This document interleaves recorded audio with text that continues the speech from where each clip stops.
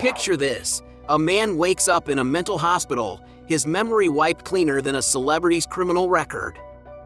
This isn't the plot of a B-grade amnesia movie. It's a real-life case that would make even M. Night Shyamalan say, "Now that's a twist." 2 years prior, this man had committed an unthinkable act, killing his own daughter while high as a kite. Now, he's staring at the walls, probably wondering why the decor is more Cuckoo's Nest than Home Sweet Home. Enter Dr. Oliver Sacks, the Sherlock Holmes of neurology, who brings us this mind-bending tale in his book The Man Who Mistook His Wife for a Hat. Spoiler alert, no haberdashery was harmed in the making of this story. Now, here's where it gets trickier than trying to solve a Rubik's Cube blindfolded. Can we hold this guy accountable when his memory bank is emptier than a politician's promises? The American judiciary, in its infinite wisdom, says nope. It's like getting a get-out-of-jail-free card, but instead of passing go, you passed out and forgot everything. Fast forward 4 years, and bam! Our amnesiac friend has an accident that makes him remember everything. Suddenly, he's crying more than a teenager whose crush didn't like their Instagram post. The police, careful not to lead the witness, find that he recalls every detail. It's like his brain went from blank slate to 4K Ultra HD in 60 seconds. But wait, there's more! Let's dive into the philosophical deep end, shall we? Are you just a body, or are you something more? If we made an exact copy of you, hello, cloning controversies, and that copy committed a crime, should you be sharing a cell with your doppelganger? To really scramble your brain eggs, let's bring in Dr. Shelley Kagan from Yale University. He's got a course called Death, Real Cherry Stuff. He poses this scenario: you're a prisoner of war, and your captor offers you a deal that'd make Freaky Friday look tame. They'll torture one body, but they're willing to put your thoughts, ethics, memories, and personality into the body of someone you hate. Talk about taking walk a mile in their shoes to the extreme. But wait, there's more! John Locke, no, not the guy from Lost, had this wild idea that you're basically just a walking, talking memory stick. Transfer the memory, and voila! You've got yourself a whole new person. It's like the world's most existential game of hot potato. Now, let's really go off the deep end. Imagine you're Tom from Tom and Jerry, but scientists decide to plop Jerry's memories into your head. Suddenly, you're craving cheese and have an irrational fear of cats. Are you still Tom?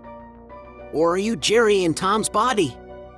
It's enough to make you want to bonk yourself on the head with a frying pan. But wait, there's more! Let's take this mind-bending experiment even further. Picture this: a group of mad scientists, because regular scientists just won't do, decide to play the ultimate prank and implant Donald Trump's memories into your brain. Here's where it gets trippier than a psychedelic light show at a philosophy convention. You look in the mirror, expecting to see your familiar face, but your brain short-circuits faster than a toaster in a bathtub. Why? Because your brain operates on a simple principle: it compares what it sees to the data stored in your memory archive. And guess what's in that archive now? That's right, the Donald's entire life story, complete with memories of golden escalators and cuff-thief tweets. Your brain, loyal to a fault, looks at your reflection and thinks, this doesn't compute. Where's the orange tan and gravity-defying hair? Suddenly, you're not just you with some extra Trump-y thoughts. Oh no, for all intents and purposes, you've become Trump himself. You're comparing everything you experienced to Trump's memories, making decisions based on his past, and probably feeling an inexplicable urge to tweet at 3 a.m. It's like your consciousness is now riding shotgun in Trump's mental DeLorean, with no way to grab the wheel. You might still be in your body, but as far as your brain is concerned, you're the 45th President of the United States, ready to make America great again, or at least make it really, really confused. So, congratulations, viewer! You've just survived a wild ride through the twisted landscape of identity and consciousness. And if you're now feeling an urge to run for president or build unnecessarily large walls, well, at least you survived that recent assassination attempt, right? Your brain, that enigmatic cosmos within your skull, ceaselessly weaves the tapestry of your reality.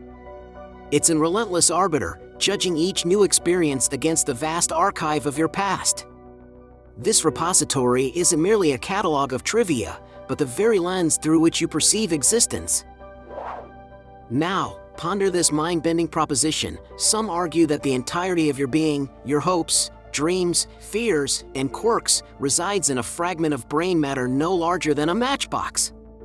It's a notion both awe-inspiring and unsettling, suggesting that the ineffable quality of selfhood could be contained in a space scarcely bigger than a cubic inch. But beware this reductionist siren song. To equate human identity solely with memory is to mistake the map for the territory. We are not merely data banks, but intricate symphonies of biology, experience, emotion, and consciousness. Our memories, vital though they may be, are but one instrument in this grand orchestration of self. So, when you next gaze into the mirror, remember, you're not just gazing at a collection of memories, but at a magnificent, ever-evolving enigma, a being far greater than the sum of its recollections. And there you have it, folks! Whether you're still you or you've suddenly developed a craving for golden toilets, remember, identity is fluid, but curiosity is constant. Before your newly acquired Trump memories convince you to build a wall around that subscribe button, why not smash it instead? It's a lot less controversial. Don't forget to check our sources. After all, in the world of Super Nerd, we take our facts as seriously as philosophers take their existential crises. This is Super Nerd, where we turn your brain into a pretzel and call it science. Stay tuned for our next episode, where we might just solve the ultimate mystery. If you forget you subscribed, did you ever really hit that button at all?